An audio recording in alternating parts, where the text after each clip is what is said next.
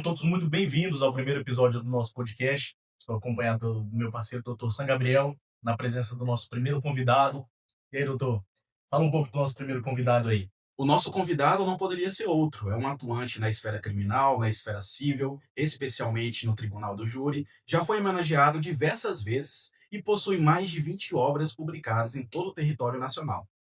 Inclusive com o título de comendador, não é mesmo? Doutor Rui Barbosa, seja muito bem-vindo aqui ao nosso podcast. Para nós é uma honra ter o senhor aqui conosco. Boa tarde aos jovens advogados. Para mim é uma satisfação participar desse momento aqui, que certamente ficará registrado na história, não só de Peixoto Azevedo, mas como do Mato Grosso e do Brasil. Doutor Rui, para iniciarmos o nosso bate-papo, eu gostaria de saber como foi a sua trajetória acadêmica, como ocorreu todo o procedimento para o senhor se tornar o profissional que o senhor é hoje em dia. Assim, eu sou de uma família bastante humilde. Minha mãe era uma dona de casa, meu pai um boia fria, como se diz no termo eh, tradicional, da onde ele exercia a profissão dele, era um plantador de cacau. E todos nós, eu sou o 14º filho, de uma família bastante grande. E meu pai e minha mãe não tinham nada a oferecer para nós, a não ser estímulos para que a gente estudasse. Aí então, eu iniciei a trajetória da minha vida estudando, né? Já com 5 anos de idade, aprendi a ler, iniciei meus estudos no curso primário na época. Não era igual agora. O curso primário era da seguinte forma, era do primeiro ano até o quarto ano. Aí depois tinha que fazer uma espécie de vestibular para passar para o ginasial. Se chamava um curso de admissão. Aí depois iniciava um outro curso, que era o ginasial, depois o segundo grau, e depois o vestibular para a faculdade de Direito. No caso, iniciei minha trajetória, trabalhei em diversas coisas, desde criança, vendi picolé, no cemitério, inclusive, que na época de finado tinha bastante movimento, engraxei sapato, nunca tive vergonha de trabalhar, porque minha mãe falava: meu filho, não tem nada a oferecer para você, a não ser o estímulo para que você estudasse. Aí quando eu completei 17 anos, sempre trabalhando, trabalhava com meu irmão, primeiro trabalhei no cartório de graça. Meu pai tinha um cartório era uma cidade muito pequena, não tinha muito trabalho. Mesmo assim, lá eu aprendi a lavrar escrituras, certidão de nascimento, certidão de casamento, auxiliava ele graciosamente. Na época, o pai não ajudava filho, não, porque não tinha condições. Aliás, a família era muito grande. Aí depois, quando terminei o ginasial, aí na minha cidade eu não tinha o curso de segundo grau. Aí fui morar com meu irmão. Meu irmão na época era advogado, aí comecei a trabalhar com ele no escritório, de graça também, só em troca do estudo. Aí quando eu terminei o segundo grau, com 17 anos, meu irmão deu a oportunidade, falou assim: "Pra você passar no vestibular, eu vou começar a custear o seu curso". Daí passei inclusive em 2 vestibulares na época, um na faculdade estadual, em Jacarezinho, no Paraná, e depois em São Carlos, no estado de São Paulo. Mas como tinha um amigo do meu irmão que não passou em Jacarezinho, e passou na faculdade de Direito de São Carlos, do Instituto Paulista de Ensino Superior Unificado, aí pediu para o meu irmão, falou: "Não, o Rui vai comigo", entendeu? Que era inclusive um curso, na época era um curso praticamente vago.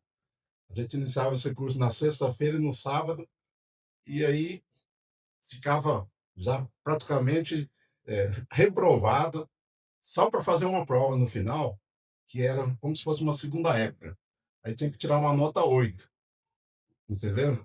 E aí eu não achei interessante ficar sem participar, todos os dias. Mas como meu irmão iniciou, o custeio do meu curso e também privilegiando o amigo dele, que era, aliás, co-cunhado dele, fui iniciar meus estudos na Faculdade de Direito de São Carlos. Mas depois foi introduzido o curso não, foi introduzido o crédito educativo no Brasil, ainda na época do regime militar. Aí como eu queria cursar a faculdade eh, constantemente, eu achei esse curso vago, falei: "Pô, esse curso vago não vou aprender muita coisa". E toda a matéria era repetida, na sexta e no sábado. Eu ainda tinha direito a uma só prova, apesar de que quando eu fiz o crédito educativo, fui aprovado, aí eu falei assim: "Vou mudar para São Carlos". Aí mudei para São Carlos e lá frequentei um curso, constante, de segunda até sábado, inclusive. Eu gostava muito do curso, tinha ótimos professores na época. E dentro desse contexto, passei num concurso também da Companhia Paulista de Força e Luz. Aí comecei a trabalhar na Companhia Paulista de Força e Luz. Foi uma época difícil para mim, porque eu dormia só 4 horas por noite, entendeu? Tinha que trabalhar durante o dia. Minhas atividades na Companhia de Força e Luz iniciavam às 6h45 da manhã e terminava às 17h45. Aí eu tinha que pegar um ônibus, entendeu? Ir para a faculdade, as aulas terminavam meia-noite, eu tinha que pegar outro ônibus e tal, então foi essa trajetória durante praticamente 4 anos, essa correria.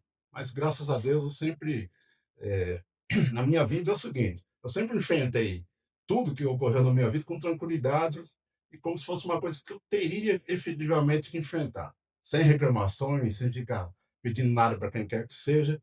E graças a Deus, no ano de 1979, eu concluí um curso de bacharel em Ciências Jurídicas e Sociais pelo Instituto Paulista de Ensino Superior Unificado da Faculdade de Direito de São Carlos. Perfeitamente, doutor. Uma trajetória realmente inspiradora. Mas depois de tudo isso, veio a formação acadêmica. Como que funcionava o quesito de prova de exame de ordem na época que o senhor se formou? Como que foi para o senhor essa trajetória já pós faculdade? Ah, sim. Então, muita gente ignora que na época que eu concluí esse curso, que aliás não era 5 anos, eu fui privilegiado que era 4 anos. E assim que eu me formei, daí passou a ser 5 anos. Então, a introdução do curso, do curso não, do exame de aprovação da Ordem dos Advogados do Brasil, data-se de 1963. Então, eu passei por exame de ordem, assim, e não era muito fácil o exame. Eh, o exame em questão consistia em responder 10 perguntas dissertativas e havia o sorteio de 2 peças, uma civil e uma criminal. Aí tinha que tirar inclusive uma nota 8 na época. Vinha um pessoal, representante da Ordem dos Advogados do Brasil, da seção de São Paulo, ministrar as provas. Então, as peças eram sorteadas no momento das provas e ainda tinha uma dissertação com 10 perguntas e ainda uma prova oral. Hum. Aí os representantes da OAB faziam uma pergunta e você tinha que responder. Era uma prova oral, então não era tão fácil assim. Agora eu estive analisando as provas que estão acontecendo agora, é muita coisa, entendeu? Talvez que nem deveria ser aplicado nas provas. Não sei por que razão que a OAB exige tanto. Mas a minha época também não era tão fácil assim como muitas pessoas presumem e acham que os advogados mais antigos não eram submetidos ao exame de ordem. E eram sim, pelo menos na faculdade que, que eu iniciei o meu curso e terminei. E, inclusive, foi a subseção de São Paulo que foi a primeira do Brasil que exigiu o exame de ordem. Certo, perfeito. Doutor Rui, e o senhor estagiou desde muito novo no escritório do seu irmão, né, o doutor Oswaldo. Como que foi estagiar com ele na época? O senhor aprendeu muito? Foi o seu primeiro contato ali com o direito? Assim, primeiro, eu já com 10, 11 anos de idade, como eu falei, eu já trabalhava em cartório, entendeu? Certo. Aí, sempre ligado ao direito. Como eu já disse, andava dando escritura, certidão de nascimento, certidão de óbito, etc e tal. Aí, quando eu iniciei minhas atividades com o meu irmão, de recepcionista e auxiliar de advogado ao mesmo tempo. E aí ele me obrigava, entendeu, a elaborar petições. A questão de jurisprudência era muito difícil o trabalho. Hoje o trabalho do advogado é tranquilo.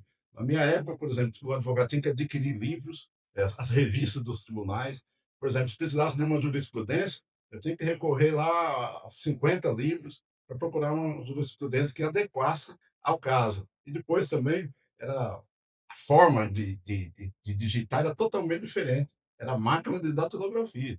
E quando você errava, então tinha um tal de errorex que você colocava lá, mas a petição não ficava boa.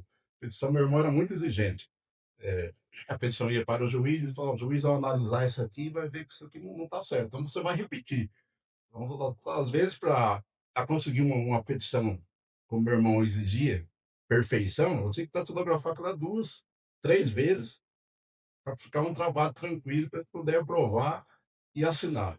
E foi muito bom para mim essa exigência, porque, mesmo no segundo grau, inclusive, antes de ingressar na faculdade de direito, eu já estava praticamente peticionando e tendo uma noção do direito, que eu era obrigado a estudar, doutrinas, eu só falava: "Procura isso aqui que adequa isso aí", pronto, acabou, entendeu? Jurisprudência também, contato também com o fórum, às vezes, na época, para distribuir um processo, você tinha que se fosse, por exemplo, em outra comarca, você tinha que distribuir, ir lá na comarca, levar a petição, distribuir.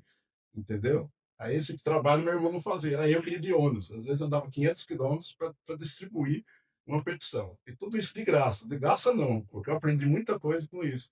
Tanto é que quando no exame da Ordem dos Advogados, caiu uma ação de uso campeão. Eu já tinha elaborado uma petição, então eu tirei 10 na prova. Então valeu muito para mim esse aprendizado. Então tem muita gente que fala, não, eu quero entrar, já quero ganhar, estagiário, quero ganhar isso, quero ganhar aquilo. Então é assim, você ganhando experiência vale muito mais do que um salário, do que dinheiro. Isso é Foi o que verdade. ocorreu comigo, tá certo? Com certeza. Outra dúvida, doutor, que nós temos. Após, encerrar toda essa trajetória acadêmica, prova da OAB, ali aprovado, como que o senhor encarou isso? Como se o senhor se viu ali aprovado no exame da ordem, advogado, como que foi o seu início de carreira ali? O senhor já veio atuar diretamente no estado do Mato Grosso? O senhor chegou a atuar no estado, de onde o senhor veio? Como que foi esse início, essa inserção do senhor no mercado todo, na verdade, uma inserção não como mais estagiário, mas como advogado na advocacia. Assim, então, quando eu concluí o meu curso, aí logo também eu já dei entrada na OAB, para conseguir a minha OAB, a minha habilitação. Aí eu continuei trabalhando alguns meses na Companhia Paulista de Força Luz. Então, na época, eu ganhava bem, ganhava 17 salários mínimos. Eu entrei como auxiliar de escritório, depois de escriturário, depois fui chefe de departamento. E aí, existia um departamento jurídico na Companhia Paulista de Força Luz. Só que não tinha vaga para advogados. Entendeu? Começava também com um advogado júnior, etc e tal. Aí eu pedia conta, pedi demissão do trabalho. Inclusive demoraram 3 meses para me demitir, porque eles achavam que eu era um excelente funcionário. Inclusive passei até por uma psicóloga. A psicóloga falou assim: "Você está ficando doido? O que está acontecendo com você? Você está ganhando bem. Tem um monte de privilégio aqui na companhia, tem até motorista que conduz você para um lado e para o outro. Quando você vai advogar, entendeu? Uma profissão de expectativa, você não sabe nem se você vai ganhar nem 10% do que você está ganhando". Peguei e falei assim: "É o seguinte, vocês têm vaga para mim, como advogado, na Companhia Paulista de Força?". "Ah, nós não temos, porque o advogado já trabalha aqui há 20 anos e tal, e depois é um cargo de confiança". E falei assim: "Então eu quero a minha conta, entendeu? Se vocês não quiserem me demitir, depois eu já vou elaborar um documento, nem volto mais aqui", né. Aí a psicóloga falou assim: "Vamos lá conversar com o gerente", que era o doutor Pedro de Oliveira Lima, por sinal uma pessoa muito boa, um engenheiro, nem sei se está aqui ainda, porque eu era novo na época, já tinha uma certa idade. Ele falou assim: "Ó, Rui, eu sei que a sua profissão vai ser de expectativa e tal, mas é uma coisa que você quer. Então faça a vontade do seu coração". E eu queria ser advogado, queria advogar, não queria fazer outra coisa. É. Só que é o seguinte, eu vou pagar todos os seus direitos, que você merece. Você vai precisar de um dinheiro para você iniciar suas atividades como advogado, tem que comprar, você tem um carro, mas tem que comprar um carro melhor, tem que montar seu escritório. Então me pagou todos os direitos, eu peguei uma bolada boa, foi aí que eu dei início. Assim que eu recebi já a minha carteira da OAB, aí já não iniciei minhas atividades lá em Araraquara, na época eu exercia em Araraquara. Mas eu passei a realizar júris, né? Fui convidado com um advogado de São Paulo, que inclusive o irmão dele estudava comigo na faculdade, doutor Manuel, e ele era advogado da Petrobras na época. Só que ele trabalhava com direito tributário e fiscal. Aí convidou para trabalhar no escritório dele. Aí ele falou o seguinte: "Eu vou representar a Petrobras em Miami e você fica no meu escritório aqui na rua 24 de Maio, em São Paulo. Eu falei, mas eu não queria ir para São Paulo. Eu queria ir meu pai sempre falava em Mato Grosso, para mim, assim, o Mato Grosso é bom, o Mato Grosso está começando, etc e tal. Mas eu fiquei lá uns 6 meses com ele, mas eu não gostei do direito tributário fiscal. Né? Assim, aí comecei a realizar alguns júris lá, de graça, em Carapicuíba, em Barueri, aquela região ali próximo a Osasco. E me interessei bastante. E realizei vários juros. Era nomeado para realizar juros. Inclusive, parte do meu estágio eu realizei lá, em razão de desse amigo, que era amigo do meu irmão, que concluiu o curso comigo, mas ele não quis advogar. Ele tinha 2 supermercados lá, e o estágio a gente já fazia lá em Barueri. E, diante disso, as audiências criminais também eram realizadas lá. Me interessei bastante pelo direito criminal e pelo civil também. Aí realizei alguns juros e iniciei minha trajetória. Inclusive, sustentação oral em tribunais, é tudo de graça, praticamente, no estado de São Paulo. E aí depois fui para o Paraná, entendeu? Aí meu pai falou assim: ó, tem um serviço aqui, uma ação de uso campeão para você fazer e tal. Aí fui para o Paraná, entendeu? Daí não quis trabalhar mais com o doutor Manuel. Inclusive, ele queria me levar depois para os Estados Unidos. Eu não gostei do direito tributário, tá? Ele Sim. ganhava muito bem e me pagava muito bem. Só que eu falei, doutor, que é muito agitado, São Paulo, entendeu? Tinha que pegar. Eu ficava. Ele morava. Ele era muito bem de vida.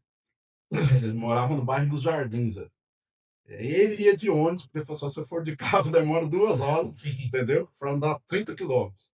Aí tinha que pegar ônibus e tal, e o escritório dele lá no 24º andar, entendeu? Da rua 24 de Maio, do centro de São Paulo. Eu não gostei muito daquela agitação. Aí fui para o Paraná, entendeu?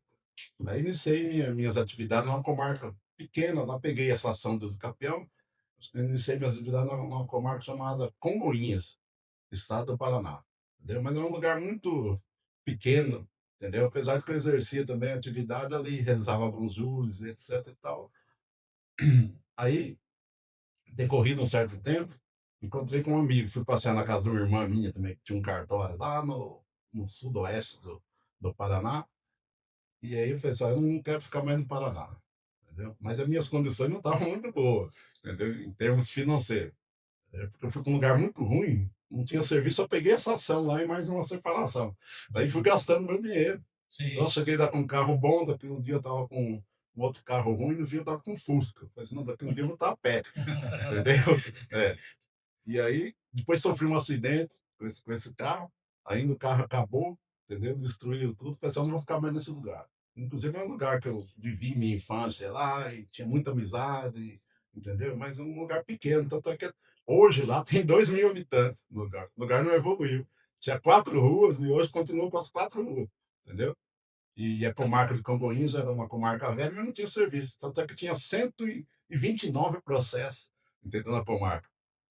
Comarca pequena, Não, né? comarca pequena. Vamos ver Pequena. aqui. Só eu tenho quase 6.000 processos aqui. A comarca tinha 129.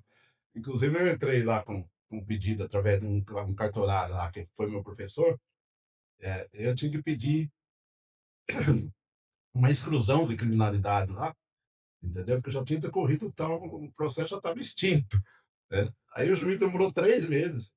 Eu fui lá, conversei com o magistrado, falei assim, ô doutor, mas 3 meses o senhor dando, falou assim, não posso, doutor, porque se ficar acabando com os processos, sentenciando, vai extinguir a comarca. A comarca é pequena demais, entendeu? Eu pensava, depois que aconteceu o acidente, eu não fico mais nesse lugar, tá? Empacotei todas as minhas coisas, entendeu? Estante, essas coisas, dei tudo para minha irmã. E aí fui lá visitar minha irmã. Essa tinha um cartório. Né? Inclusive, eu estava até devendo um pouco lá no banco, já que eu estava me prestando dinheiro para sobreviver, porque o lugar era tão Sim. ruim, né? E aí fui lá para Itaipulândia, uma cidadezinha. Aí fiquei lá, falei com a minha irmã, vou ajudar você aqui no cartório e tal. Aí esse advogado de São Paulo ligou para mim. Só, doutor, sua cadeira está aqui, vem para cá e tal.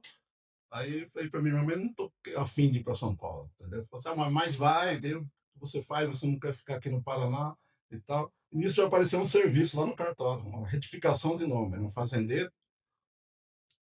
Falou assim, para minha irmã. Falou assim: preciso fazer uma retificação do nome, que eu tenho que fazer um empréstimo no banco e tem que ser logo. Minha irmã falou assim: o advogado do seu lado, ali", entendeu? Já peguei esse trabalho de retificação, entendeu? E cheguei lá, conversei com o doutor, um juiz chamado doutor Nabor Nishikawa, entendeu? Aí conversei, falei assim: eu preciso disso aqui, doutor, urgente. Até contei minha situação para ele. Falei assim: "Ó, doutor, eu capotei meu carro, entendeu? Tô sem condições de nada. Apareceu esse cliente aqui, entendeu? Eu preciso que se faça essa retificação aqui, entendeu? De hoje para amanhã, né? Vou entrar com a petição protocolar aqui". Ele falou assim: ó, a mesma história que você contou para mim, você conta para o promotor. Eu contei para o promotor falou: não, pode, eu vou dar um parecer favorável para a retificação. E se o juiz der a sentença lá, eu desisto do prazo recursal. Então, aí o juiz, em 10 minutos, acredito, deu a sentença. Então no mesmo dia No já mesmo resolveu. dia resolveu. Resolveu o problema. Aí eu já estava devendo um pouquinho de dinheiro lá no banco, cobrei um valor, como se fosse hoje uns 5 mil reais. O meu cliente falou assim: eu vou te dar 10 mil para você. Olha aí. Porque o financiamento era grande, o financiamento Sim. de soja, e estava errado o nome, e lá, sem essa retificação, ele não conseguiria. Né? Aí já sobrou um dinheirinho para mim, entendeu? Aí, como eu estava meio ruim de dinheiro, minha irmã falou assim: ó, tem um terreno lá em Cascavel, você vende esse terreno, se for para São Paulo, você vai ter que renovar seu guarda-roupa, tem que comprar terno, você sabe como que é e tal. Aí depois que você tiver estabilizado, você me paga. Né? Aí, beleza. Entendeu? Aí eu tinha um amigo meu que formou comigo, e ele era chefe da Receita Federal de Cascavel, o único amigo que eu tinha. Eu falei assim: eu vou ligar para ele também me ajuda a localizar esse terreno e tal. Também me devia alguns favores, né, da faculdade lá, eu sempre ajudava ele com matéria, etc e tal. E aí entrei em contato com a esposa dele falou assim: ó, o Otto, Francisco dos Passos, eu lembro o nome dele até hoje, ele está em Alta Floresta, ele está mexendo com garimpo lá, ele se desligou da Receita Federal, mas daqui uns dias ele volta. Aí você fala com ele. Aí fiquei lá na casa da minha irmã aguardando o Otto chegar, que eu tinha que vender esse terreno. E assim que ele chegou, eu liguei para ele e falei: não, vem aqui. Tal. E aí o terreno era longe demais. Tinha um autódromo de Cascavel. Ele dava uns 5 quilômetros do centro de Cascavel. Ele falou assim: ó, era um mato. Ele levou lá no terreno e falou assim: ó, Luiz, não tem condições de terreno desse, ninguém vai comprar.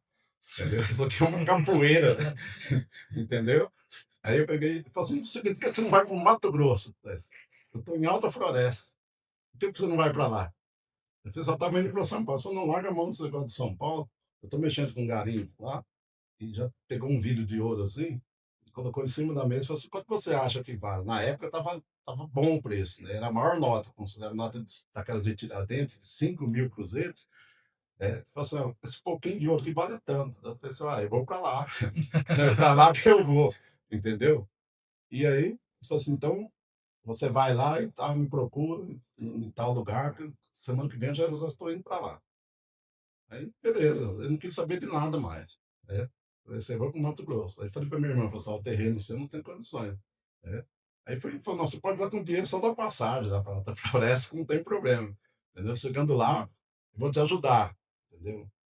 Vou pagar os favores que você fez para mim, eu tenho umas dragas lá de garimpo e tal, aí você vai, trabalha uns dias lá, depois eu arrumo uma draga para você, entendeu. Aí você vai ficar tranquilo". Então o senhor veio com o intuito, na verdade, de trabalhar num garimpo e não de advogar inicialmente, né? Não, eu vim com o intuito de advogar, mas como não Certo. tinha condições de nada, entendeu? O que que eu fiz? Eu empacotei meus livros, entendeu? Até minha placa de advogado, doutor Rui Barbosa, advogado, falei assim: "Eu vou levar os livros e vou levar minha placa, sei lá o que que vai acontecer nesse garimpo, nem sei o que é garimpo", entendeu? E aí demorei, uns 3 dias para chegar na época, de ônibus, entendeu? Aí eu achei que esse garimpo era perto, dava 60 quilômetros, entendeu? Daí ele me deu uma referência lá, fui no tal de Agroeste, era uma empresa que vendia motores. Certo. Aí fala assim: não, o garimpo não é aqui não, o garimpo é lá na Fazenda Móvel, no meio do pasto lá e tal, então você dá um tempo aí. Aí fui procurar hotel, não tinha hotel, a Floresta estava um movimento danado, em garimpo, né, e tal. Aí eu ia num lugar, ia em outro, né. Aí o rapaz da rodoviária falou assim: ó, o negócio é o seguinte, você pega arruma um colchão aqui no chão, que é melhor para você, que você não vai achar lugar para você dormir, entendeu?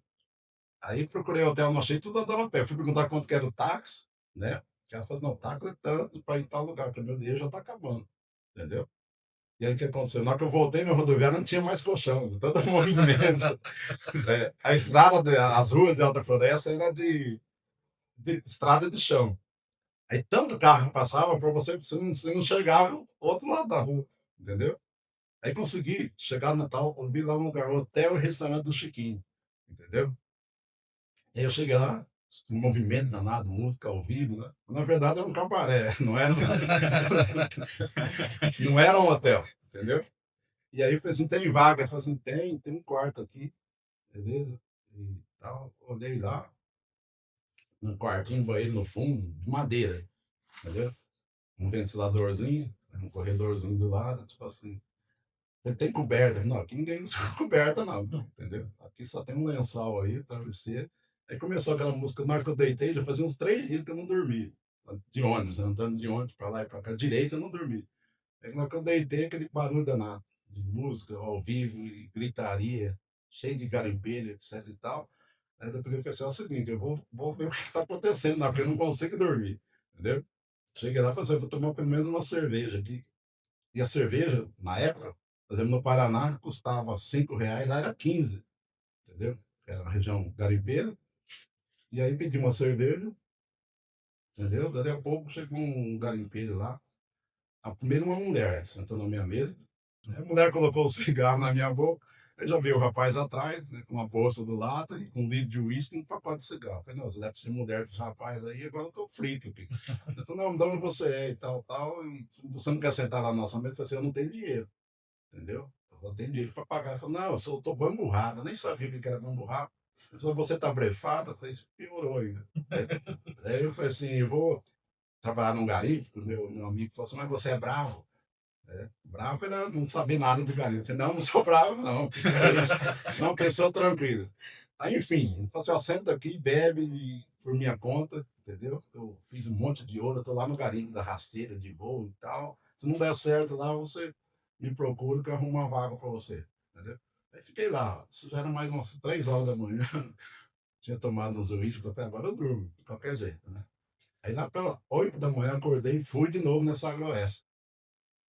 Por sorte apareceu o irmão do Otto lá, entendeu? Aí o rapaz lá, que era o gerente, falou assim, ó, isso aqui é o Rui Barbosa. Ah, Rui Barbosa, meu irmão falou muito com você e tal, né? Então, você vai pegar uma carona comigo e vai pro garimpo à tarde, né? E aí, primeiro vou fazer uma compra, né?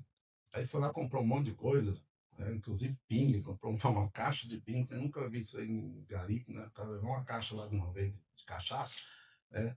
E aí, enfim, esse cara tomou umas cachaças lá, armou uma rede lá numa árvore e dormiu, né? Isso já era noite, quando era mais ou menos às 8 horas, ele acordou e falou assim, ah, não estou nem em condições de dirigir. Você sabe dirigir?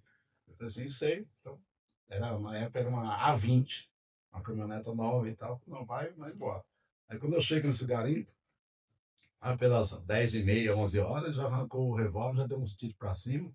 Os outros lá deram outros tiros. Veio um monte de gente, de peão, dos garimpos lá, os trabalhadores, aí para pegar as compras. Né?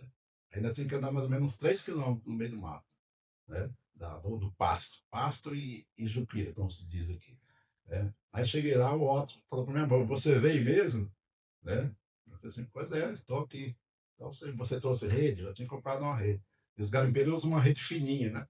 Eu comprei aquelas forroncas grossas, os caras já começaram a tirar sarro em mim, né? E levei uma mala, né? Que eles usavam boró. O cara falou assim, essa televisão aí, que negócio é esse e tal, né? Aí ele falou assim, você não quer tomar um banho antes e tal? Fui lá, achei que tinha banheiro, né? Era um melechete danado. Tomei banho, né? Aí armei minha rede, o cara cortou a rede. Eu já caí no tombo, entendeu? É. Daí falei um nome lá, o Otto falou assim, se você xingar de novo, o cara te mata, aí você nem vai saber, entendeu? Então fica quietinho, arma sua rede de novo e tal. Aí, beleza. Então foi lá pelas 4 horas da manhã, começou aquele movimento de garimpeiro, né? Gritando, não sei o que, vamos bater água, etc e tal. Enfim, eu fiquei nesse garimpo 3 dias. E o Otto não falou nada para mim. entendeu? Não falava de draga, não falava de nada, entendeu? Falei, poxa vida, eu fiz uma viagem dessa aqui e esse cara aí, entendeu? Não tá nem aí comigo e tal. Daí o cozinheiro, era um cozinheiro, falou assim, ó, o Otto pediu pra você varrer o barraco aqui, jogar uma aguinha, tirar a poeira, entendeu? Daí eu perguntei pra ele, como que tá esse garimpo? Ele falou assim, ó, ele tá me devendo, tá devendo 3 meses já, eu ganhei 10 gramas de ouro, até agora não me pagou, tá maior rolo nesse garimpo aí, que eles não tiram ouro, e aí eu não sei, tô querendo até ir embora daqui. Falei, agora lascou, entendeu? Pra mim aqui, né? Aí quando foi no quarto dia, o Otto falou assim, vamos lá no garimpo que eu vou te mostrar. Entrei lá no buraco, o cara meteu jata no melechete, encheu meu olho de areia, rapaz. Eu já saí de lá, de dentro do buraco, eles fizeram de propósito isso aí, pra me mandar embora, né? Sim. Entendeu? O meu amigo lá não estava cumprindo com o que ele disse e queria que eu desaparecesse de lá. Daí eu peguei e falei assim, não, vou embora daqui. Não é meu lugar, vou arrumar uma vaga em outro lugar aqui, entendeu? Antes disso, ele tinha pedido para mim buscar umas peças para ele, é, uns rotores, etc e tal, uma bomba, uma cantina lá. Daí eu fui com essa A20 e tal, busquei as peças e tal, tava com a barba na época, né? Entendeu? E aí, falei assim, vou descer aqui no garimpo, ver se eu arrumo uma vaga. Aí, na hora que eu tava descendo assim, uma baixada, um homem gritou para mim, homem de chapéu. Ô, ei, você, vem aqui, quero falar com você. Né? Aí tinha mais ou menos 6 carros lá na frente, um boi pendurado, né?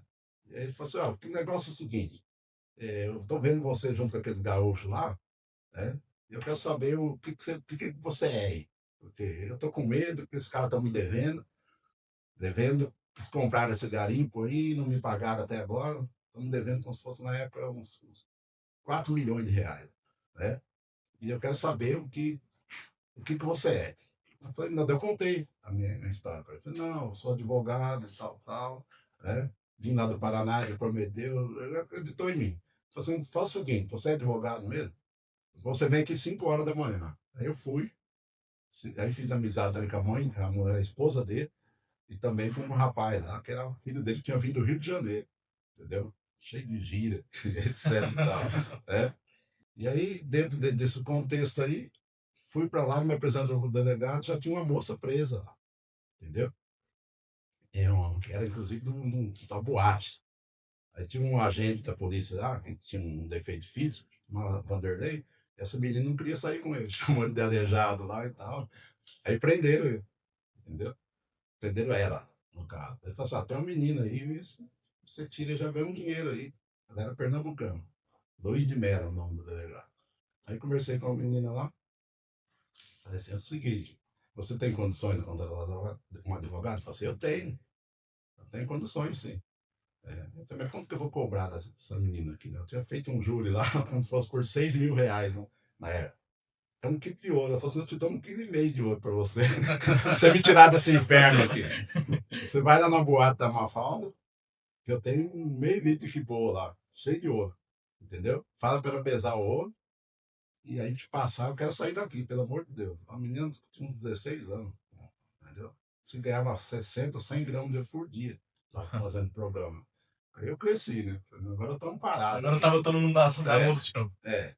Aí daqui a pouco essa mulher vem, rapaz, com um saco lá do dinheiro, entendeu? Aí ela falou assim: ó, tem esse dinheiro, tem mais um cheque ali de 400 mil, entendeu? Na época, 100 mil cruzeiros, sei lá o que é, entendeu? E nessa época, entendeu? Era desse jeito, entendeu? A gente tem que falar a verdade aqui, né? Aí o que aconteceu? Aí pra mim aquilo lá parecia que era um sonho, né? Assim, eu não tenho dinheiro pra nada, nem pra almoçar direito. Agora tem esse monte de dinheiro aqui na minha frente, né? Eu falei assim, eu tenho que legalizar isso aqui, vou fazer um termo de fiança aqui, entendeu? Protocolar pro delegado definir e liberar essa moça aí. Aí fiz lá certinho, entendeu? Documentei, né? Fiz um pedido, aí liberou a moça e tal. Aí pronto, falei com o delegado falou assim: é o seguinte, você monta o seu escritório aqui em Paranaíba, entendeu? E aí, mas primeiro corta essa barba aí. Você tá parecendo um garimpeiro, não tá parecendo um advogado, não. Corta o cabelo e a barba. Aí já fui num barbeiro lá. Ele falou assim: ó, você não sabe um local aqui pra alugar? Não, tem essa portinha do lado aqui, ó, do lado de uma açougue, entendeu? E aí, conversa com o dono ali. Aí conversei com o dono, que inclusive era sogro dos Elite aqui. tem um restaurante Portal. Aí ele falou, não, espera meu filho chegar à tarde, aí você resolve com ele. Aí deu certo. Aí já fui, comprei imóveis, né? Não, comprei máquina de escrever, que na época era assim. Aí comprei um carro também. Já comprei um Fusca, tinha uma época, tinha um Fusca Fafá de Belém na época. Tinha chegado de São Paulo. Fui lá e já comprei um carro também. Falei, agora eu tô tranquilo. Mas para mim parece que era um sonho. Foi de uma hora para outra, eu consegui tudo isso aí. Né? E aí já fui lá no garimpo pegar minhas coisas, minha mala, né? E aí o Otto falou assim, mas daí, que carro é esse? Não sei o que. Eu falei, não, então vou trabalhar lá em Paranaíta. Vou advogar lá. Aí fui em Alta Floresta, lá de lá, já peguei meus livros, minha placa. Era uma plaquinha pequena, entendeu? E aí eu já tinha falado para o dono do prédio o seguinte, você tem condições de você fazer uma parede aqui? Era bem pequeno, acho que dava uns 5 metros só e por 2 a sala. Ele falou, não, faça a parede para o senhor e uma porta aqui. Aí quando o senhor chegar, já vai estar pronto. Né? E aí procurei alguém para escrever, né? Advogado, doutor Rui Barbosa, não encontrava ninguém. Aí eu mesmo vou escrever isso aqui. Peguei uns papelões lá, fui riscando e tal, escrevi. Aí quando eu estava lá escrevendo, chegou um monte de gente. Ô, rapaz, você não quer escrever para mim? Eu tenho uma loja ali, eu abri uma biblioteca. Falei, não, mas eu sou advogado, entendeu? E, enfim, iniciei minha trajetória da advocacia, reiniciei, né? Do Paraná, né? Fiquei um ano lá no Paraná e de lá fui para o Mato Grosso, trabalhei em Paranaíta, aí iniciei minha trajetória trabalhando em Apiacás, Alta Floresta. A comarca era só Cuiabá e Chapada dos Guimarães, não existia outras comarcas, entendeu? Eram as únicas comarcas As únicas responsáveis por comarcas todas do as Mato cidades. Grosso, isso em 1982, entendeu? O município de Chapada dos Guimarães abrangia tudo aqui, entendeu? Depois o Ariosto da Riba, que é o colonizador, criou a cidade de Alta Floresta, Paranaíta e Apiacás. A comarca de Alta Floresta só foi inaugurada, inaugurada em 1985. E o primeiro júri de Alta Floresta foi eu que fiz, realizei na época, entendeu? Na época, todos os protocolos teriam que ser feitos em Chapada dos Guimarães e em Cuiabá, no Sim, caso. Cuiabá, tudo, Tudo. entendeu? Pois é, Audiências, júris. mas daí não formava culpa. Não, tem um problema que o delegado prendia e no fim o delegado tinha que soltar. Entendeu? Às vezes tinha crimes bárbaros lá, não tinha como mandar para Cuiabá, enviar para Cuiabá preso e etc e tal. Né? Apesar que tinha cadeia pública lá de Alta Floresta, que ainda até hoje existe a mesma cadeia, não construíram uma cadeia lá ainda satisfatória, e pediram até a interdição da cadeia agora. Então, aí era uma delegacia que resolvia as coisas. Né? Aí aconteceu um fato lá em Paranaíba, uma moça que era evangélica, e teve um caso com um policial civil. Né? E aí iniciaram um namoro escondido entre os dois, ela veio engravidar, né? Ocultou a gravidez por quase 9 meses, né? E fez o parto sozinho e jogou a criança na fossa, entendeu? Aí se sentiu mal, aí veio uma senhora lá e escutou o choro da criança. Né? Aí tiraram a criança da fossa com vídeo, etc e tal. E aí o pai dessa moça me procurou. Né? E no fim eles queriam apedrejar. Quando eu fui lá na delegacia, queriam apedrejar eu e ela. Entendeu? Eu era no meu carro, entendeu? De sorte que a polícia militar estava lá, com aquelas metralhadoras, tá dando muitos tiros para cima, e a população estava pronta para acabar com a minha vida e com a dela. Né? Aí o delegado explicou para a população. Falou assim, não, não é assim. O doutor está exercendo a profissão dele, ela também é considerada, até agora, não existe uma sentença transitada julgada, ela é considerada inocente. Então, o doutor vai patrocinar a defesa dela, nós vamos tomar as medidas cabíveis daqui, vamos enviar para fora, então vocês saem daqui e não perseguem o doutor Rui. Se acontecer alguma coisa com ele, né, eu estou aqui identificando quem vocês são. Então vocês saem daqui, vão para suas casas e tal. Aí um delegado muito inteligente apaziguou a população. Né? E decorreu o tempo. Então isso aconteceu em 1984, né? Já fazia 3 anos que eu estava lá. Daí inaugurou a comarca de Alta Floresta, entendeu? Sim. E aí tinha esse processo dela. Inclusive eu consegui descaracterizar o crime para abandono. Né? Dada ao estado corporal, aquela circunstância que ela era evangélica, foi expulso, inclusive, da igreja. Né? Esse policial civil abusou da condição dela, né? Que era uma moça que nunca tinha namorado, nem nada, entendeu? Aí o juiz, o próprio promotor, pediu a desclassificação. Eu entrei com a tese, ele concordou com a tese, né? O crime já estava, excluiu a punibilidade dela, que já estava precluso, né? E tal. E aí foi praticamente absolvido, não teve pena nenhuma, certo? Neste caso, não foi submetido ao tribunal do júri ou ficou somente na primeira fase por conta da desclassificação?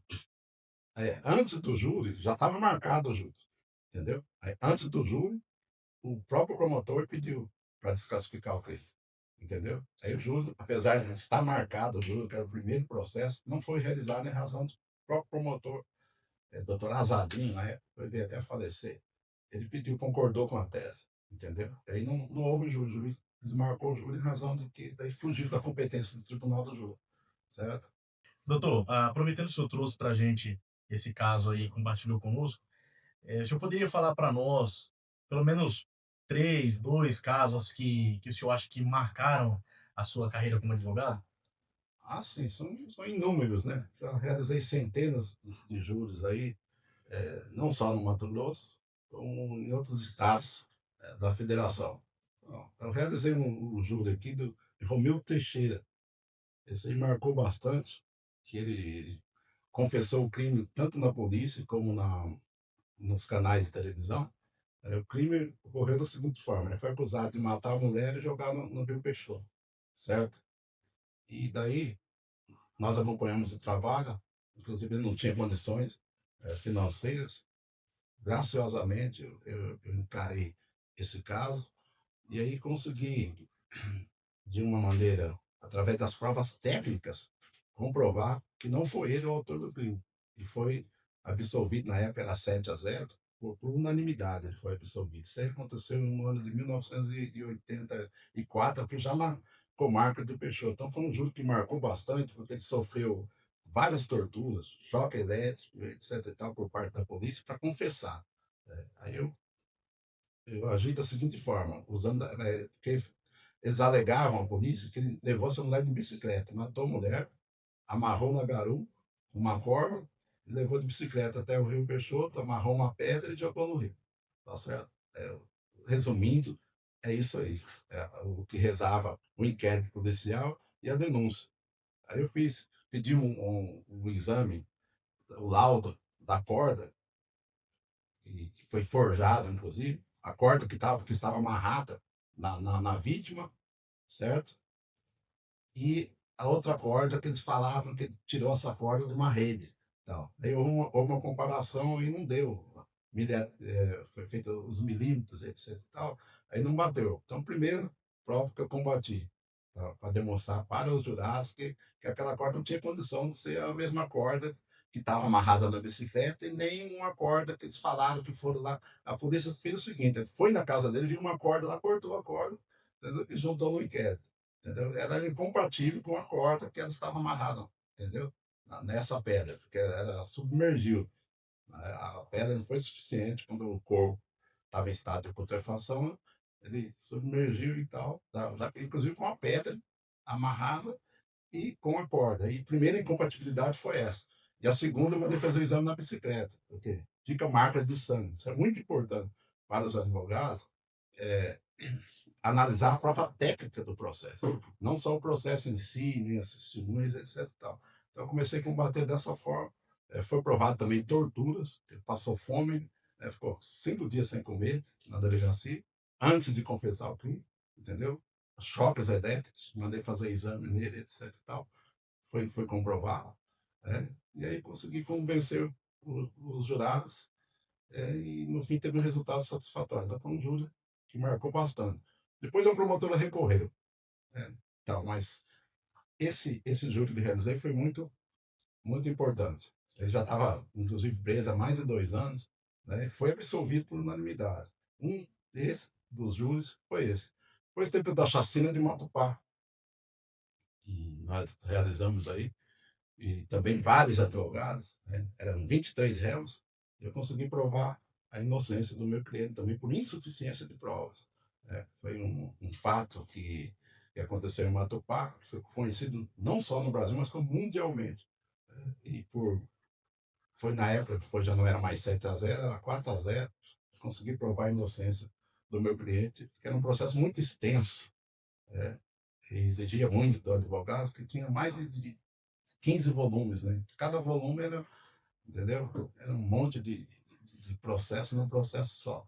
Então, Inclusive, foi o júri, é considerado um dos júris mais longos do estado de Mato Grosso, né? Se perdurou por vários dias. isso, mais longo do estado do Mato Grosso. Era realizado aí primeiro de 2 réus, 3, era um total de 23 réus, no caso. Então, o primeiro que marcou foi esse, e esse também da chacina de Matupá, e tantos outros, porque cada júri é um júri. Se for lembrar de todos aqui, teve um outro júri que eu fiz recentemente também, do senhor Remy, vulgo Nego Bom, entendeu? Sim.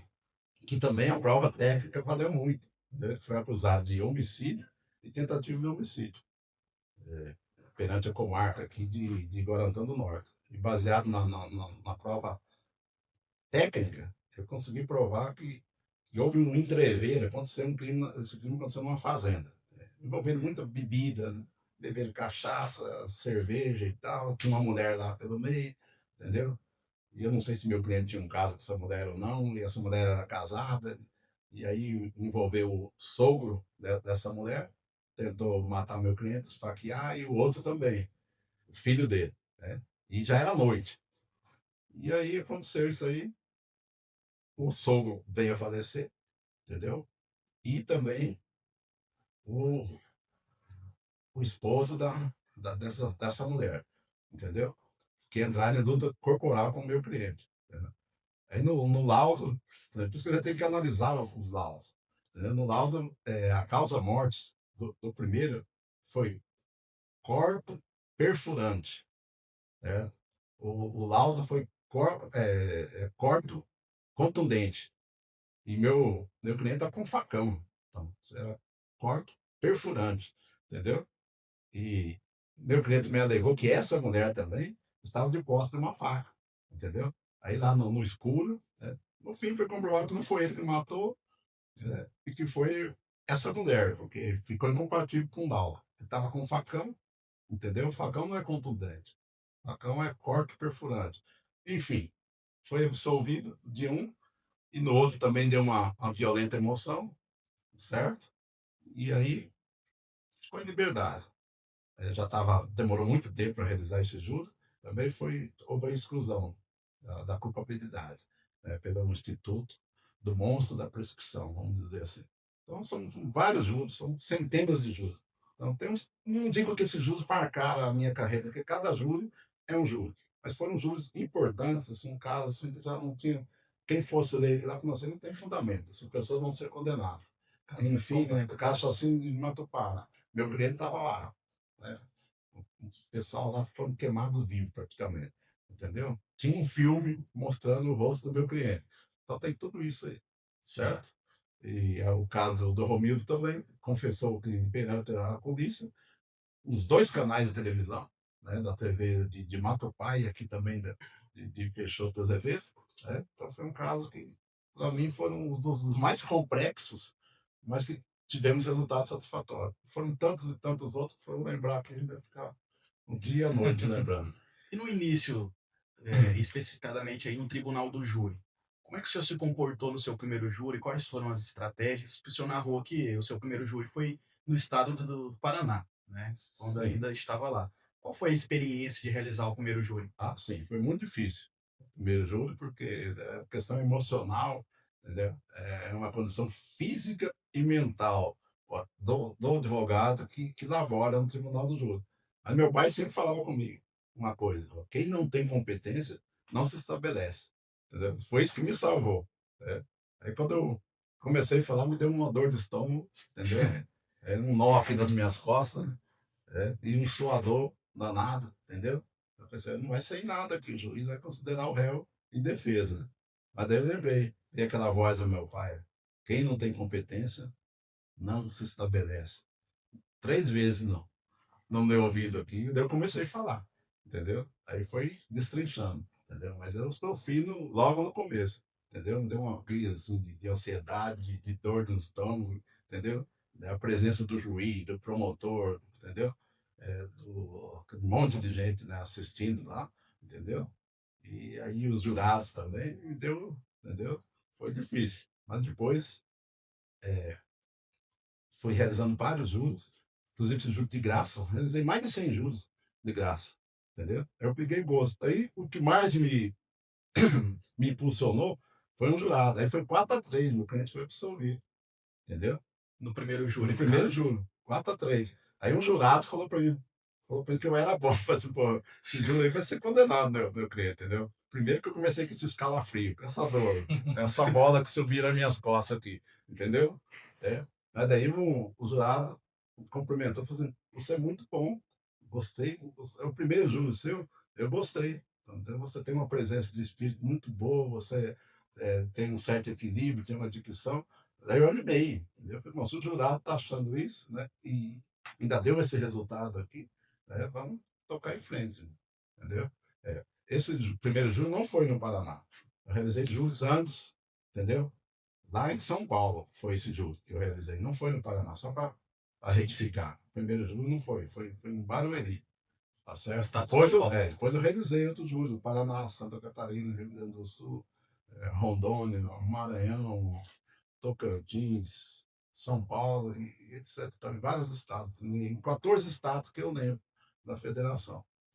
Mas no começo foi difícil, mas depois você vai realizando um júri, dois e tal, você vai estudando. Né? Cada júri é um júri, entendeu? O advogado que falar que fez 500 júris e que vai falar, entendeu? Tem que estudar, entendeu? Que é muita coisa ao mesmo tempo. Você tem que conhecer o processo, entendeu? Tem que apresentar as teses compatíveis com o caso, refutar as alegações do Ministério Público, as qualificadoras, entendeu? Então é muita coisa.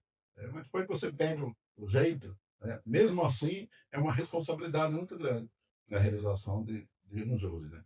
Mas o advogado que é criminalista e que se estabeleceu, né?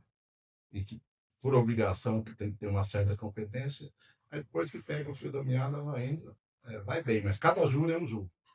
Um dos procedimentos mais complexos, né, do direito. Eu acredito que o júri seja por conta da...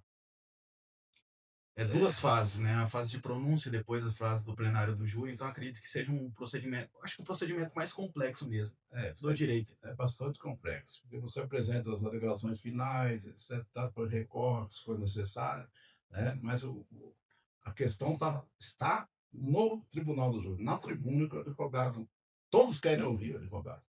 Eles ouvem o promotor, etc. e tal, mas o advogado é a voz candente do tribunal do júri, é o advogado. O advogado ele é o pianista da palavra.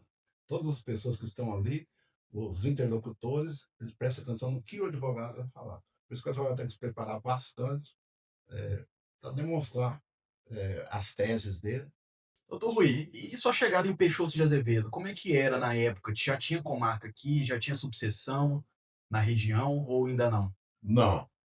Na época que eu cheguei aqui em 1989. Eu advoguei lá em Alta Floresta, né, Paranaí e Itapiacás. Aí depois eu mudei para Peixoto de Azevedo. Então, a Polícia Federal que mandava aqui e abusava também, não só da população, como dos advogados. Então era um sofrimento. Eles espancavam garimpeiros, entendeu? Tomavam ouro, etc. e tal. Tinha advogado que ia defender garimpeiro lá no meu colega, o doutor Hugo, tá? Eles tinham na entrada da delegacia da Federal, tinha uma corrente lá, cercando. Empurrava o advogado, entendeu? O advogado caiu, machucou, entendeu? Aí eu peguei e falei assim, mas esse negócio não pode ficar desse jeito aqui. Aí tinha um doutor Milton Zinola de Matos, já faleceu, saudoso. Ele era mineiro. Aí eu falei com o doutor Milton, falei assim, mas doutor Milton, esse negócio não pode ficar desse jeito. Né? O delegado aí faz e desfaz, vai atender um advogado, fica batendo na mesa, xingando, entendeu? Abuso de autoridade. Né? Assim, vamos criar uma OAB provisória. Então foi a primeira subseção provisória do mundo, porque na época não tinha o número suficiente de advogados, que eram 15 para formar uma subseção. Sim. Aí pegou eu, o doutor Milton Zinola, doutor Narciso, o próprio doutor Rubens, pegamos cinco advogados aí, fizemos uma ata num bar do Careca, um boteco que tinha ali na rua do aeroporto, de fazer um peixe bem gostoso, lavramos a ata e criamos a subseção P, provisória do Peixoto Azevedo. Aí ele falou assim, vamos mandar, porque isso aí não existia, isso é inédito, né? Aí ele falou assim, doutor Milton, eu não gosto de atuar como presidente. Tanto é que eu fui por 2 biênios só vice-presidente, entendeu? Eu nunca quis. Né? E aí ocorreu o seguinte, falou, vamos mandar para Cuiabá, entendeu? Essa ata, e vamos lá protocolar. Aí pegamos o ônibus na época, entendeu? Conversamos com a doutora Maria Pólvora, na época, que ela era presidente da OAB. Aí ele falou assim, doutor, isso aí não tem previsão legal, mas eu vou, diante dos fatos aí, que vocês estão contando desses abusos, eu vou aprovar essa subseção provisória, entendeu? Aí pronto, aí quando aprovou a subseção provisória, aí nas pastas nossas que a gente usava, já colocava lá, OABP Peixoto Azevedo, já entrava lá, entendeu? Na delegacia, tudo, já fomos sabendo que tinha uma OAB provisória, Sim. entendeu? E aí fizemos a reunião com o delegado passou a respeitar. Disse, doutor, é o seguinte, teve advogados que já foram espancados, entendeu? Eu não quero levar isso aí, entendeu? Lá para a Justiça Federal. Então, eu quero que o senhor tenha, no mínimo, o senhor respeite os advogados, que agora vamos representar. Entendeu? E aí criamos também o Conselho Comunitário de Segurança de Peixoto Azevedo, na época. Aí eu fui advogado, de graça, inclusive, do Conselho de Segurança. Teve vários vereadores, que era um médico, que veio até a falecer, o doutor Carlos, né? Reunimos aí com alguns vereadores, comerciantes, e criamos aí esse Conselho Comunitário de Segurança, entendeu? E aí fizemos reuniões junto com a Polícia Militar, com a Polícia Civil, e dava apoio também para a Polícia Civil. Naquela época não tinha verba para a Polícia Civil nem Militar. Era um pneu na viatura, o conselho arrecadava dinheiro dos comerciantes, entendeu? Ia lá comprar um pneu, era um freezer para a cozinha, né, tanto da Polícia Civil, até alimentos, entendeu? Então tinha um apoio, o conselho ia lá e a polícia, no caso, tratava as pessoas melhores, os garimpeiros melhores, etc. E tal. Foi criada também a Associação dos Garimpeiros. Eu dei uma ideia de Peixoto Azevedo. Eu fui acabando com essas arbitrariedades que havia, que esse excesso de abuso de autoridade. Inclusive, nós denunciamos também, posteriormente, na Justiça Federal, e aí tiraram a delegacia federal. Ficou só civil. Federal não andava mais ali. Após esses acontecimentos. Após esse acontecimento. Daí foi obra nossa. Entendeu? Então passaram a respeitar as prerrogativas do advogado. Sim, não respeitava ninguém. Não respeitava. Eles eram os deuses aqui, acabou. Então, não respeitava advogado, não respeitava a população, não respeitava os pais de família, não respeitava ninguém. Entendeu? E também, através do Conselho Comunitário de Segurança, nós realizamos uma audiência com o secretário de Segurança Pública na época, e o presidente conseguiu vários portes de armas para Peixoto Azevedo. Na época era fácil tirar porte de arma, desde que as pessoas preenchiam os requisitos, entendeu? Então, muitos pais de família aqui, comerciantes e tal, tiveram acesso a porte de arma. Depois, ele futuramente foi caçado, né? Vocês sabem. E hoje é muito difícil tirar porte de arma. Então, nós contribuímos muito. E também, voltando um pouquinho, eu participei da história de Alta Floresta, entendeu? De Paranaíta e de Apiacás. O processo de emancipação política de Paranaíta e de Apiacás eu participei, que foi por desmembramento. Né? Eu, um advogado lá, que residia lá em Paranaíta, participei do processo tanto de Paranaíta como de Apiacás. Também fundamos o jornal, a Tribuna do Norte Mato Grossense, lá em Alta Floresta, que fazia denúncias, divulgava os acontecimentos da cidade. Então, eu sempre tive uma participação ativa. Aqui em Peixoto também nós fundamos o Lions Club, que não existia, entendeu? Eu que fiz o estatuto do Lions Club de Peixoto Azevedo, certo? Na época era o doutor Odir, que era o presidente, etc. E tal. Eu fui o presidente da comissão do Estatuto e Regulamento, que foi aprovado pelo governador na época do Lions Club, que veio aqui lá de Cuiabá. Então, tivemos aqui uma participação ativa, no sentido de beneficiar a sociedade de Peixoto Azevedo e nos lugares porque eu passei também. E nesse período não tinha ainda comarca aqui em Peixoto de Azevedo, nem na região. Não, sim. A comarca não era em Peixoto Azevedo. Em 1989, a comarca era Colíder. inclusive estrada do chão daqui para lá, entendeu? Aí tinha a vara do trabalho com o líder, entendeu? Os júris que eram ser realizados, todos eram em colíder. Então, todos esses municípios que compreendia aqui, Terra Nova, Peixoto do Azevedo, é, Novo Mundo, Matupá, Guaratã do Norte, tudo era lá em Colíder. A gente tinha que ir lá na estrada de chão, acabando com os carros e tal, atoleiros, para participar das audiências. Então, eu realizei muitas audiências criminais, júris também lá, porque a comarca pertencia, então, à Colíder. E a Vara do Trabalho também. E aí, depois, quando o doutor Macedo foi o presidente da UAB, eu, vice-presidente, inclusive, Matupá não tinha uma certa competência, entendeu? Matupá é um corpo sem alma no sentido trabalhista. Ou seja, se alguém residisse em Matupá, então ela não englobava nenhuma vara de trabalho, Matupá. Aí vinha advogado, entrava com exceção de competência, entendeu? Todos aqueles processos eram arquivados. Nós fizemos uma reunião com o juiz de direito, na época de Colíder, e também de Alta Floresta, e depois a juíza, que já era a doutora Maria das Graças, entendeu? Primeiro para incorporar essa, essa comarca de Matupá, não, a comarca não, o município de Matupá, na circunscrição da Justiça do Trabalho, entendeu? Sim. E aí primeiro foi feito um acordo de cavalheiros entre os advogados, né, e a OAB, para que não ingressasse com exceção de competência. O juiz não ia aceitar. Aí os processos, talvez ninguém sabe disso, os processos de Matupá passaram a ser julgados aqui pela comarca de Colírio.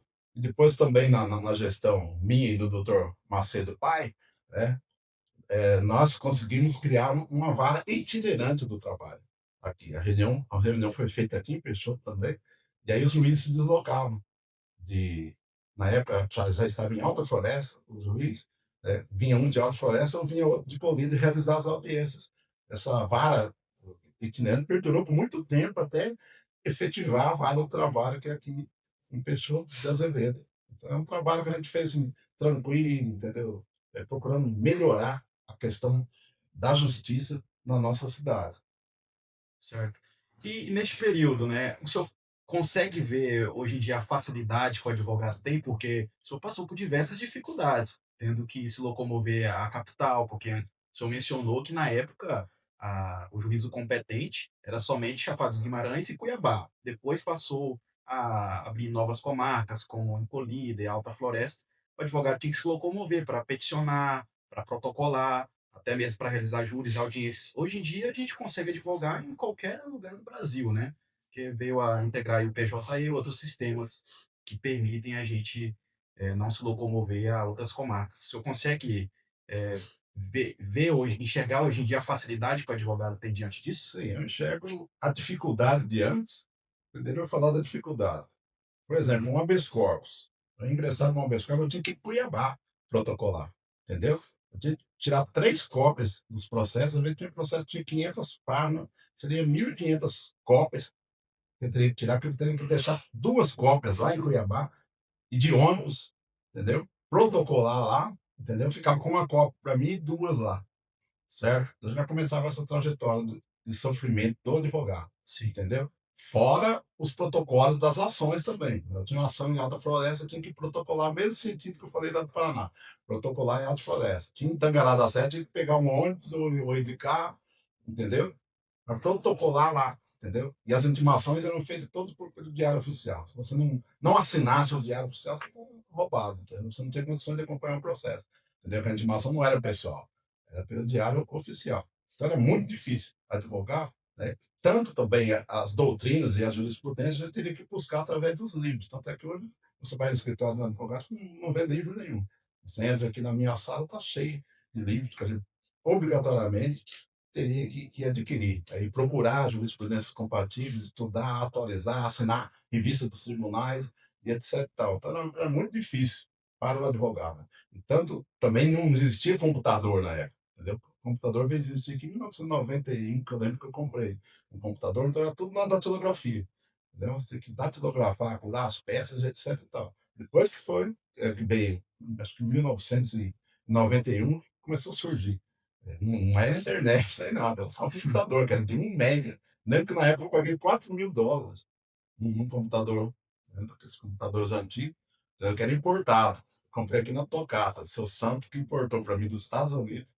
Demorou não sei quantos meses para chegar, né? Eu também não tinha noção de trabalhar e manusear, ele que me ensinou, ele e o filho dele, né? Do Word, etc. Tal. Daí foi melhorando as petições, foram tendo melhor qualidade também, até para o juiz analisar, né? Na datilografia ali, né? A gente fazia o que podia, né? Mas não tinha essa qualidade que tem hoje, certo? Então hoje está muito é, fácil advogar, mas advogado tem que ter conhecimento, né? Entendeu? Hoje tem, além da internet, tem inteligência artificial, né? A inteligência artificial você tem que fornecer meios necessários, entendeu? Para que você é, consiga concretizar uma petição, uma contestação, etc. E tal, né? Tem que fornecer aqueles elementos certos para que o juiz possa analisar, né? Não é só colocar na inteligência artificial, não, eu quero isso, eu quero uma petição de ação de indenização, etc. E tal, não é assim. Então tem que fundamentar, procurar as jurisprudências originais, né? Porque a inteligência artificial, ela, como se fosse, ela serve como um puxa-saco de quem está manuseando ela. Sim. E às vezes ela cria uma jurisprudência, né? Então hoje está muito difícil, mas o advogado tem que trabalhar com responsabilidade, com estudo. A vida do advogado é estudo, minha vida é estudar, entendeu? Porque você tem que se atualizar, certo? Eu nunca parei no tempo. Então, quando, no início, eu trabalhava com máquina de datilografia, certo? Manual. Aí depois surgiram as máquinas elétricas, certo? Eu comprei uma máquina elétrica. Então, sempre procurei evoluir. Depois saiu uma tal de máquina que tinha vários tipos, um timbre redondinho, assim, você podia escolher o timbre da sua petição. Então, como hoje vocês vão lá no computador, ver a letra que vocês querem, falando em outras palavras, né? Aí tinha os globinhos ali, tal, tal, chamava uma máquina Olivetti 82C. Era muito caro, mas falei, não, eu tenho que comprar. Tinha as fitas que você tinha que comprar também e usar. Então, evoluí. Depois passou o computador, eu comprei o computador também, né? E aí fui evoluindo, de fato, procuro evoluir até hoje. No âmbito jurídico, o advogado tem que evoluir. E estudar, principalmente, Com né? Porque certeza. se você não estudar, você tá roubado, que em Hoje outras palavras. a tecnologia nos trouxe uma praticidade que realmente facilita o nosso trabalho quando o assunto é ferramenta, né, mas com certeza, a técnica e o compromisso continuam o mesmo, né, Sim, e inclusive o cuidado com certeza tem que ser redobrado hoje, para realmente não cair aí na tentação de utilizar uma inteligência artificial e acabar cometendo um erro que pode comprometer toda a carreira, né. Mas doutor, aproveitando que nós falamos de outras cidades onde o doutor atuou, o senhor já falou como foi a sua chegada aqui em Peixoto, mas uma coisa que ficou aqui, na dúvida para a gente foi o que que atraiu o senhor para aqui para nossa comarca de Peixoto, que na época não era comarca, mas o senhor veio diretamente para cá. O que que foi que atraiu o senhor aqui na região? assim, na época eu estava trabalhando, como eu disse, em Alta Floresta e Paranaíta. Eu tinha uma amizade com um oficial de justiça, né? Eu não lembro o nome dele, eu não sei se era Carlos, entendeu? Aí encontrei com ele e disse assim, doutor, por que o senhor não vai trabalhar em Peixoto do Azevedo? Entendeu? Mas é um movimento lá, entendeu? A Alta Floresta estava passando assim, por uma fase que complicada em termos econômicos, porque na época alguns garimpos foram desativados, lá tinha também economia, era café, era agricultura, então teve o cacau, aí teve uma queda na economia da Alta Floresta, entendeu? E aí não estava muito bom economicamente para os colegas, para os advogados, etc. Tal. Ele falou assim, vai para lá. Inclusive, lá não tem criminalista lá, tem advogados que vêm de Cuiabá para realizar ajuda. Daí eu peguei e interessei. Vim para cá, olhei a cidade, né? E aí me estabeleci, entendeu? No prédio do Joaquim, ali em frente à PM, né? E aí montei uma sala lá e comecei a trabalhar. Aí foi que também já surgiu todos esses problemas com advogados, eram só sete advogados aqui, entendeu? E essas arbitrariedades da polícia também comecei a agir, entendeu? A sociedade ficou me conhecendo muito rápido aqui pelas ações. Inclusive participei, no caso, criamos essa OAB provisória, né? Criamos o Conselho Comunitário de Segurança, Eu passei a advogar também para os garimpeiros, Associação dos Garimpeiros e Peixadores da Vida, então, rapidinho eu tive conhecimento, ajudei a elaborar a Constituição, né, e no caso o doutor Gard me levou lá para Cuiabá para fazer um curso da Constituição Municipal, que aconteceu naquela época, etc e tal. É, é, no caso, eu fiz a minha proposta, né, foi interessante isso aí. Eu fui o único que fez o curso, que realizou o curso aqui de Constituição Municipal, certo? E aí houve uma reunião com os vereadores, aí eu falei, meus honorários é tanto. Aí os vereadores acharam muito, inclusive, entendeu? Aí contrataram outro colega que não sabia, entendeu? Como trabalhar. Aí, enfim, eu ajudei indiretamente. Eu não ganhei nada, o advogado falou, doutor, me ajuda, pelo amor de Deus, é que eu não sei nada disso aí, entendeu? Eu falei, não tem problema. Aí passei o material para ele, tudo certinho, como tinha que fazer, o que era constitucional, o que era inconstitucional. Então, por tabela, muita gente não sabe, mas eu que ajudei a elaborar a Constituição Municipal de Peixoto do Azevedo. Então, esse oficial de justiça, como eu já disse antes, ele falou, doutor, vai para lá e tal, e deu certo, estou aqui há quase 40 anos já, entendeu? E não pretendo mudar daqui, continuar advogando. Muito bacana essa trajetória do doutor. E, inclusive, o doutor é autor de várias obras, né? E nós queríamos saber do senhor o que inspirou o senhor a começar a escrever, de onde que veio essa paixão pela literatura. Ah, sim. Então, com 11 anos eu escrevi. Naquela época, entendeu? Era uma época difícil, né? Aí minha mãe sempre falava, meu filho, se você não tem o que fazer, vai ler um livro. Já trazia um livro para me ler, entendeu? As minhas irmãs eram professoras, né? E sempre o Estado lá fornecia os livros para as professoras. Ah, pega e lê isso aqui, um livro de poesia, lê isso aqui, entendeu? Algumas histórias que tem, etc e tal. Então, desde criança, dos 6, 7 anos, eu comecei a ler.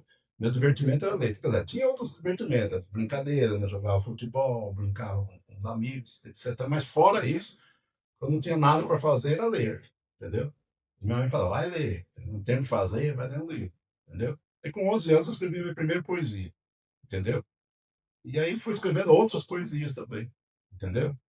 E aí quando já teve uma série de poesias escritas, né? Aí eu peguei e falei assim, vou transformar essas poesias em livro, entendeu? Aí coloquei o título do livro Sepulcro de Ilusões, o primeiro livro, entendeu? Mas daí eu falei assim, peraí, mas eu escrevi esse livro, ainda vou ter que pagar para publicar, isso aí não é certo, entendeu? Aí tinha um cliente lá em Guarantã, entendeu? Que era dono da Petroforte, era um distribuidor de petróleo, né? De gasolina, óleo diesel, etc e tal. Aí ele leu a poesia, né? Ele falou assim, pô, por que tu não publica isso aí? Eu falei assim, seguinte, eu não quero pagar para publicar, entendeu? Ele falou assim, mas eu pago, entendeu? Aí ligou para a gráfica, na mesma hora, né? E aí ligou para a gráfica e falou assim, pô, Olavo da gráfica, não quero que você publique esse livro. O doutor Rui vai aí, publica, eu vou pagar a confecção do livro, entendeu? E aí, na época, teve uma festa agropecuária aqui em Guarantã do Norte, falou assim, você vai fazer uma noite de autógrafo lá, entendeu? E vou arrumar para você fazer, entendeu? Aí foram 1000 livros na época. Ele falou, só que 100 livros você vai distribuir para o público lá, vai autografar. Aí fez lá, inclusive foi a Miss Peixoto, lá, Miss Guarantã, fez uma sala bonita lá. Aí veio uma fila lá na frente, foram uns 200 e poucos livros, entendeu? E anunciava toda hora, entendeu? No rodeio, né? O locutor do rodeio, eu não perca o Noite de Autógrafo, doutor Rui Barbosa, tal, lançamento do livro Sepulcro de Ilusões. Então foi o primeiro livro que eu escrevi, depois já foi rezada outras edições, né? E, tudo bem. Aí, passado um certo tempo, estava em Cuiabá. Fui fazer uma sustentação oral lá no tribunal, na época tinha que se deslocar até lá. Aí fiquei no hotel, no Mato Grosso, para esse hotel. Aí estava lá na sala conversando com um rapaz, o rapaz era editor de livros, né? Ele falou, o que você faz? Eu falei, não, eu sou advogado e tal, né? E eu tenho esse livro, nem sabia que ele era editor. Eu falei assim, eu tenho esse livro de poesia aqui que eu escrevi e tal. Ele falou assim, mas eu sou editor, entendeu? Eu tenho minha editora lá em Leme, Edjur. Você não quer escrever um livro de direito? Entendeu? Ele falou assim, eu escrevo se for preciso. Ele falou assim, se você fosse escrever qual seria o tema? Eu falei assim, agiotagem, entendeu? Aí, puxa, esse livro não existe, é inédito. Então é o seguinte, eu dou um prazo de 2 meses para você escrever esse livro. Aí eu comecei a pesquisar, escrever. Falei, mas esse cara não vai editar nada, entendeu? É, nunca vi esse cara na minha vida, não acreditei, não botei fé nele, entendeu? Aí quando foi mais ou menos uns 40 dias, ele me ligou, entendeu? Falou assim, aqui é o Cláudio, tal, daí de julho. Tá pronto o livro ou não? Aí eu botei fé, né? Aí concluí, mandei para ele revisar, etc. Tá? Passava por um critério lá de aprovação. Ele falou assim, seu livro foi aprovado, já vou editar, já vou lançar o seu livro no Brasil inteiro, entendeu? Aí saiu em 2000, foi editado o primeiro livro de agiotagem. Ele falava sobre a usura, etc., o anatocismo, relação de consumidor, etc. E tal. Né? E vendeu muito, só que ele falou assim: eu não vou te pagar nada, entendeu? Os direitos autorais são todos da editora. Não tem problema, entendeu? E aí, depois desse livro foram outros, eu fui encomendando outros e outros e outros e tal. E depois eu fui diversificando também a minha maneira de escrever, não só livros jurídicos, mas também outras obras literárias, né? Entendeu? Então, hoje são 28 livros aí, entendeu? O último que eu escrevi agora foi sobre as reflexões sobre a musicalidade de Raul Seixas, mas dentro de um outro contexto, entendeu? Que nunca foi abrangido. Existem vários livros sobre o Raul Seixas. Eu estava numa feijoada da OAB lá em Nova Lucas Rio Verde? Lucas do Rio Verde, né?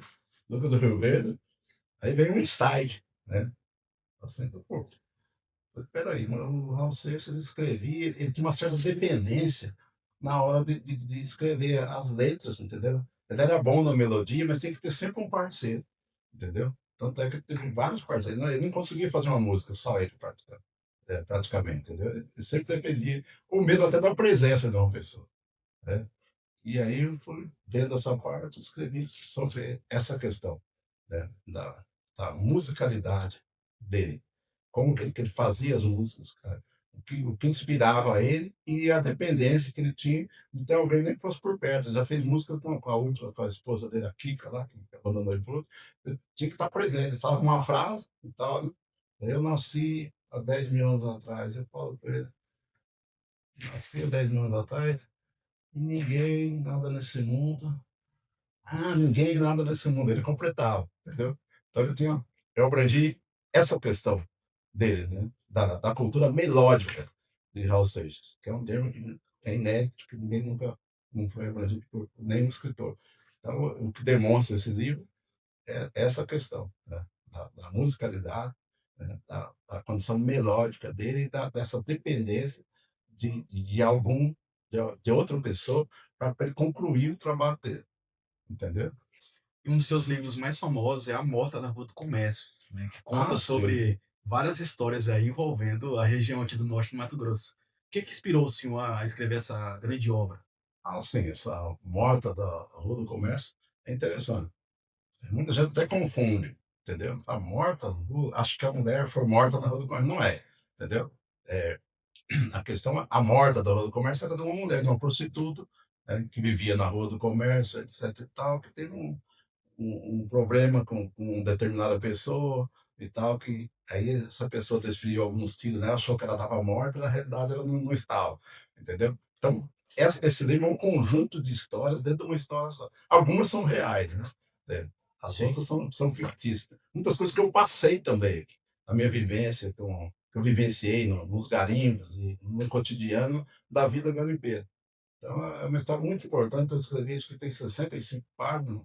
Inclusive, tem um cineasta que está pretendendo até fazer um projeto para transformar isso em filme. Então, é um conjunto de histórias, entendeu? Dentro de uma história só. E é interessante, porque retrata a vida, a lida garimpeira, as reações dos garimpeiros, entendeu? Ela envolve ciúme, paixão, crime, etc. E tal, de uma forma assim, que efetivamente aconteceu aqui na região do garimpo.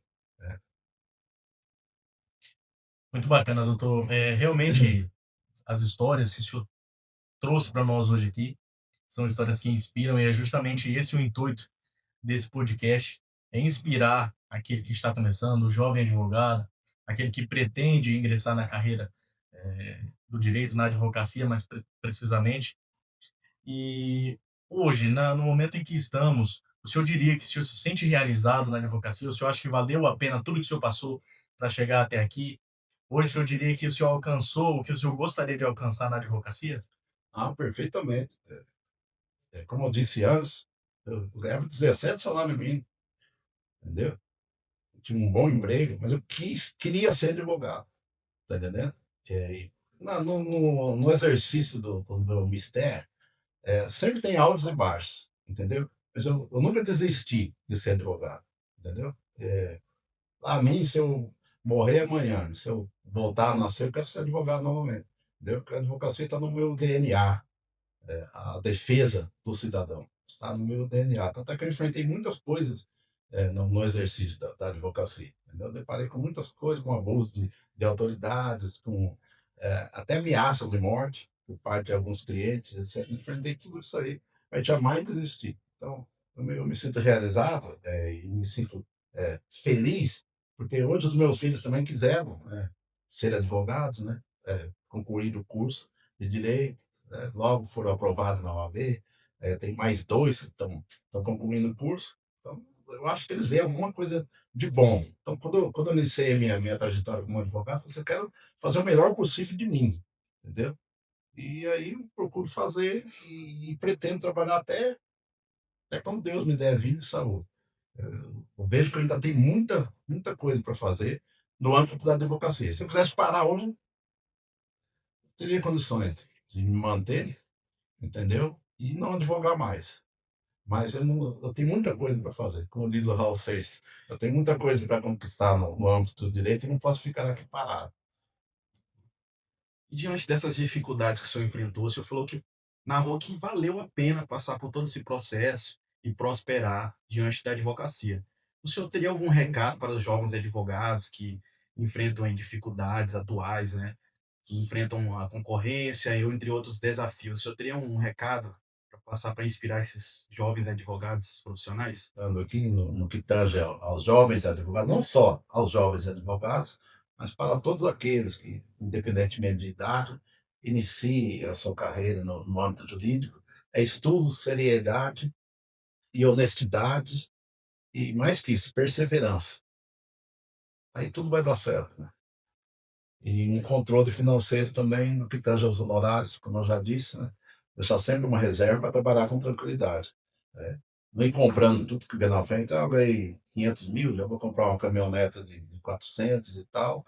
Aí a pessoa não vai pensar que existe um IPVA, que existe um seguro em cima disso, aí vai complicando a vida. O advogado é um profissional liberal, né? Eu já ganhei, assim, já fiz júri por R$ 300. Uma época, não por isso, pelo valor, porque a pessoa só tinha R$ 300, entendeu? E, e já ganhei também honorários muito altos, né? Tanto na carreira criminal como na civil, mas sempre tive uma administração.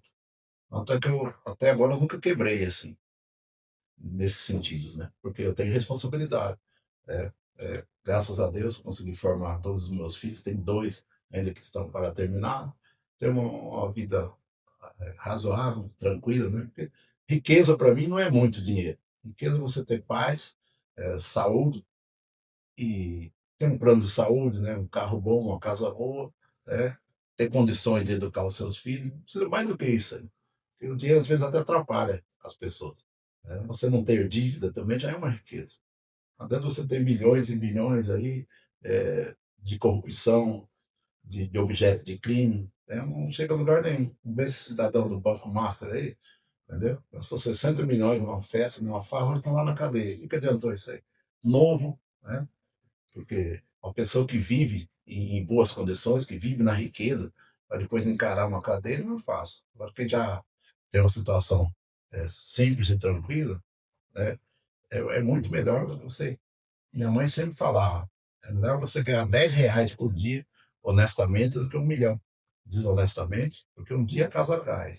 E aí as consequências vêm. A pessoa tem que ter responsabilidade, no exercício da advocacia, não ser medroso também, você negócio não existe subordinação, você já conhece o Estatuto da OAB, com o juiz, com o promotor, com o delegado, se manter forte, usar das prerrogativas, e quando se deparar com uma situação difícil, enfrentar com tranquilidade, e você sendo honesto. Eu estou com 67 anos de idade.